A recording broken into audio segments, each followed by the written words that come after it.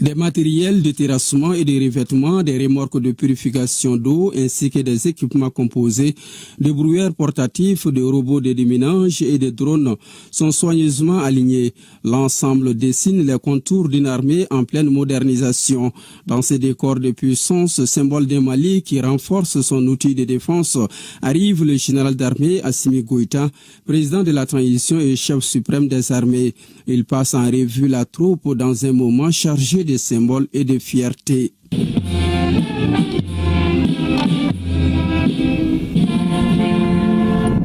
Dans la main du chef suprême des armées, une clé remise au chef d'état-major général des armées, elle ouvre la voie à une nouvelle étape pour le génie militaire, un corps dont la devise résonne comme un serment.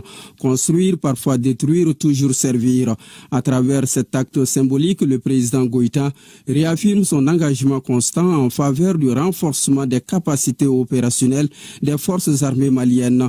Un engagement réfléchi, structuré et résolument tourné vers l'efficacité. Ces matériels et équipements ont été acquis sous le budget de l'État. Excellence, Monsieur le Président de la Transition, chef de l'État, chef suprême des armées, les équipements que vous remettez aujourd'hui, engins lourds de construction, matériel de sentiers et de routes, stations d'épurement d'eau, équipements de franchissement, de mobilité et de contre-mobilité, ou dispositifs de déminage. En dotant aujourd'hui le génie militaire de ces moyens modernes et adaptés, vous posez un acte fondateur. Vous donnez à nos forces les outils nécessaires pour tenir le terrain, sécuriser durablement les zones reconquises et accompagner le développement national. Vous démontrez une fois de plus que la souveraineté ne se proclame pas. Elle se défend. Elle se construit et elle se mérite. Les forces armées maliennes, sous votre commandement, sont prêtes à relever ces défis historiques.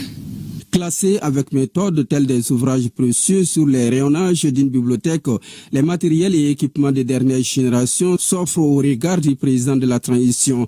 Il les observe avec attention, marque des pauses, s'imprègne de chaque détail, comme dans un dialogue silencieux avec ces outils modernes destinés à transformer le quotidien opérationnel du génie militaire et au-delà celui des femmes dans leur ensemble. Nous devons vaincre militairement les groupes armés terroristes par la force légitime, la détermination et la supériorité opérationnelle. Dans le même temps, il faut convaincre les populations que l'État est présent, protecteur et porteur d'avenir, pour que les jeunes Maliens ne se laissent pas tromper par des vendeurs d'illusions.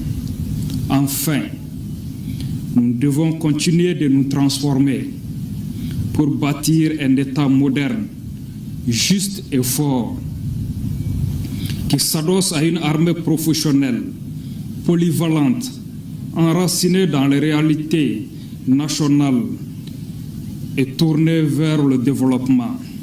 Désormais, plus d'obstacles pour ce corps stratégique. Renforcé et mieux équipé, le génie militaire est appelé à jouer pleinement son rôle, aussi bien sur les théâtres d'opération qu'au cœur des communautés. Construction d'infrastructures et réalisation des travaux d'intérêt public, appui aux forces engagées, le génie demeure un pilier essentiel au service de l'armée et des populations dans un Mali en quête de sécurité et de développement. Chaque route ouverte, chaque pont réparé, chaque piste réhabilitée, chaque ouvrage construit est une victoire silencieuse contre l'extrémisme. Là où passe le génie, l'ennemi recule et l'espérance renaît. En ce 20 janvier, journée dédiée à l'armée malienne, le génie militaire célèbre bien plus qu'une date symbolique. Il célèbre une montée en puissance, une reconnaissance et une confiance renouvelée. Grâce à la vision et à la détermination du président Goïta, il peut désormais encore mieux construire, parfois détruire, mais toujours au service de la nation malienne.